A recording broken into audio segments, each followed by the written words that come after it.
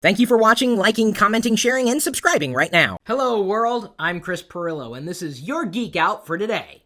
I'm going to open up the free Locker Gnome app available for both iOS and Android. Check out our top engager today. Of course, the top engager of all time changes, but not as frequently as the daily user. It looks like someone we have not awarded this to yet. That's about to change now.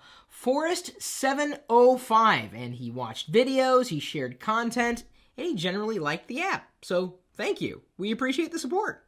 Obama versus Romney. Why your brain is irrational about these two candidates. Now, this has nothing to do with your personal choice for a candidate. In fact, you may not even care about either one of those candidates. That's not what it's about. It's more about your brain and it being irrational.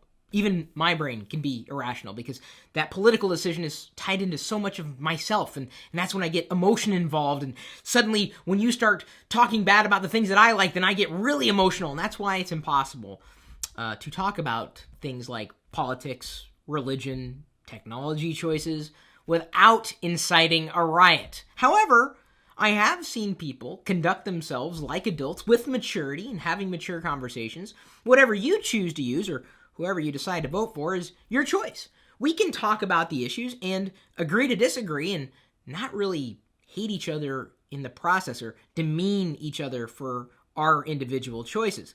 That's the thing. If you believe in freedom and free speech and a free world, free thinking kind of comes along with it. And I do hope you exercise your right to vote. Why the Roku 2 XS might be the perfect gift for a student. Very affordable gadget there, and it's really a gateway into more entertainment. And I think it's a wonderful gadget. In fact, I don't know if you caught this little USB drive now that can run Android. You can plug it into a TV, and suddenly that TV is a smart TV. It's running Android after you boot or use the software on the USB key. And they're starting to sell these things.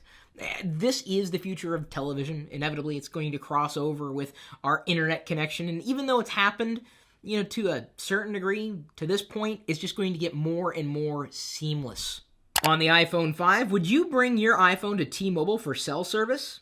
Well, it may depend on where you happen to live, at least here in the United States. Now T-Mobile is advertising the availability of you to insert their SIM into your tray on your iPhone 5 if you happen to have one, and use the iPhone on T-Mobile's network. I guess they have 1 million or more people already using an iPhone on T-Mobile's network, so they're kind of making it official, unofficially, and hey, it's one more option. I've actually reached out to T-Mobile to ask if I can get one of those SIMs just to try it.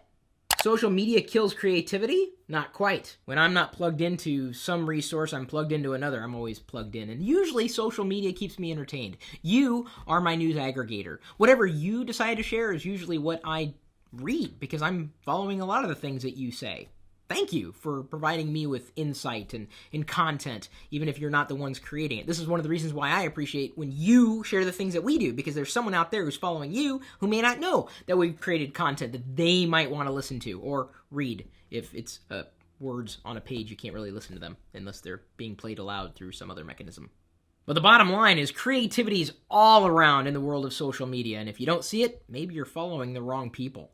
Got a few other tutorials, including how to change the default boot OS on a Mac, how to create a bootable Windows install DVD on a Mac, how to use social media to improve your marriage, online video editing apps, how to add Twitter and Facebook to OS X's notification center, and did you guys catch the videos I uploaded this weekend? I think I uploaded 3 bonus videos, the cartoon, that I guess was rated quite high by you. Thank you for the ratings on that one. My iPhone 5 review, and then the iPhone 5 versus iPhone 4S. 3 bonus videos that I thought you guys would get a kick out of. I'm trying to do, more for you in the gadget space, and well, at least 2 of those videos kind of fit the bill.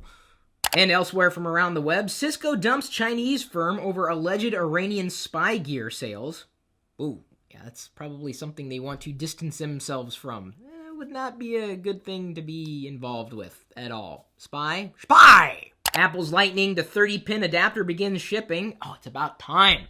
I have all these long cables that I can convert easily. And that adapter, it's actually pretty smart. They're doing some rather technical work underneath the adapter. You think, oh, it's just easy to go from one to another. No, it's actually very, very complex. And Apple's doing what they can do to bridge the gap, I mean, you got to move forward eventually. Why they didn't go with micro USB? Well, for a lot of reasons. It's not just because Apple wanted to own the technology necessarily. In fact, did you know you can get a Lightning to, or a micro USB to Lightning adapter, at least in the UK? I would like to get a hold of some of those. If you guys are in the UK and, if I could, possibly ask for a Christmas present, I would ask for that kind of Christmas present because I have some micro USB cables around here. But micro USB does not support the same things that a Lightning connector supports. So Apple is, moving the ball forward in the way that they want to move the ball forward. And I guess people who live in the world of Apple kind of have to get dragged along.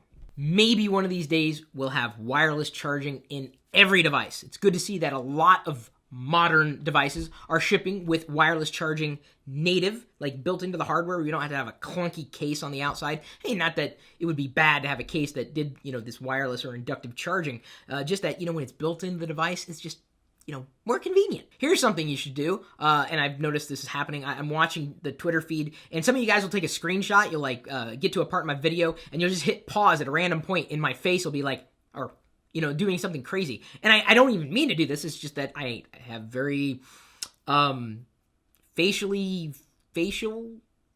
expressions. I don't know how to say that really. I'm expressive. Apple, Facebook, Google, Microsoft, and others join forces to launch a new web standards resource? What? They're working together? How could this be? But what are geeks gonna do? I mean, there's this whole thing where you have to hate another company, otherwise you aren't respected for some reason. You're telling me that these companies can get along? Really? That's kind of disappointing and exciting at the same time because it kind of goes with what I was saying before. Every one of these companies that's mentioned here has completely different business models. Apple's business model is different from Facebook's business model, is different from Google's business model, is different from Microsoft's business model, is different from every other business model. Every business is different, and that's a good thing because they can collaborate. They can work on things to make things better for everybody, at least in theory. So it looks like Samsung might not have tried to copy the iPhone after all, at least according to a report posted by CNET this afternoon, and I think that's good. I mean, to know that they didn't copy, although, despite the patent wars, and let's face it, Google, by way of Motorola, has stacked up enough patents, and Apple's got enough patents, and we're just going to keep out-patenting each other because no one's going to give up until the incentives are completely gone. So if you're going to do anything, just ban patents or, support patent reform altogether. Don't blame one company or the other, okay? Don't hate the players, hate the game. Inevitably, you're just inspired by the things around you. That's how this world works. I think eventually, not every phone or every device is going to look the same, but I think more than anything, we have certainly seen the bar for usability raised across the board. Microsoft's about to release Windows Phone 8, a fantastic upgrade from Windows Phone 7. And it's a great story with Windows Phone 8 because they've got Windows 8 coming out. And so you may have a tablet PC, like a true tablet PC. Not to say that the tablet PCs of yesteryear weren't awesome. I mean, they were good, just they were kind of expensive and kind of bulky and not extremely fast. They're doing the tablet PC, I think, in a better way in what Microsoft has with Windows 8 in portable computers, much like, the iPad or, Nexus tablet or whatever tablet computer might be out there, the one you choose to use. We don't know where we're inspired. I mean, if you experience anything in the world, you're taking it in. That becomes a part of you. It's one of the reasons why, if you find yourself embroiled in negativity, then your entire life is going to be negative. One of the reasons why I do my best to stay positive, I generally try a range of, devices and platforms and software experiences so that I can be balanced. And I have, and I do. You guys have seen me with the Nexus 7 in Geek Outs or vlogs. You've seen me with iOS devices. You've seen me recently with the Samsung Galaxy S3. You saw it a few months ago. I had the Kindle Fire at one point in time. It doesn't really matter to me. I want to be able to try everything so that if someone ever said to me, Chris, you're only one-sided, I'm like, really? You're not paying attention because I have multiple sides to me, because that's where I'm drawing inspiration. That's how I know when one platform does something better than another platform, because I've had both experiences. And a lot of people online, they are only speaking from one experience, and that is really sad for them, because when you're not speaking from experience, you're speaking from someone else's experience, and that just, there's something that's lost in translation, right? It's like, and I've said this before, it's like complaining about the taste of a food that you've never had in your mouth. It doesn't make sense. So you owe it to yourself to be inspired by, everything around you, not just, just one thing, or thinking that only one company can provide everything to you. Be a better balanced geek. Getting back to the idea, and I am geeking out a little here, of Samsung being seen as maybe not trying to copy the iPhone directly. I can tell you, Android likely benefited from, the iPhone being around. Directly, indirectly, I don't know, but okay, I'm guessing it directly benefited, even if it was indirect, because it was out there, right? So many iPhones are out there. Now there's so many Android devices out there. There's usability in the field, and the bottom line is we win. As consumers in technology, we win. We get more choice. We see the advancement of technology, and sometimes it may not move as fast as you might like. I mean, heaven knows I'm still waiting around for my jetpack and flying car. But, that's just the way it goes in today's economy.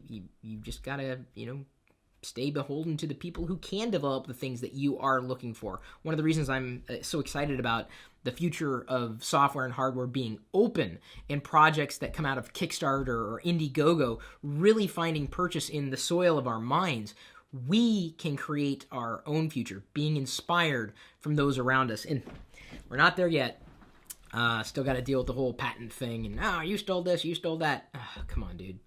Really? Can we just, what happened to the working together thing? Can't we just figure out where we have things in common instead of fighting each other where we may not have things in common? See, I would rather find something in common with you. Even if you disagree with most things that I say, I'm sure we can find something to agree on, okay? Let's try to find something. Okay.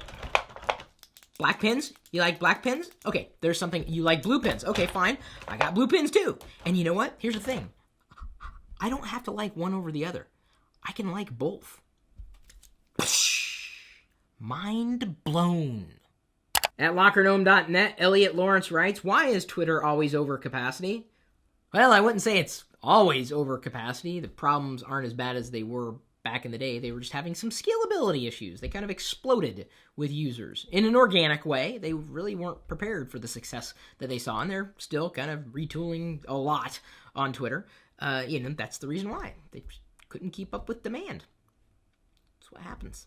It's a good problem to have, though. Well, not for users, for Twitter.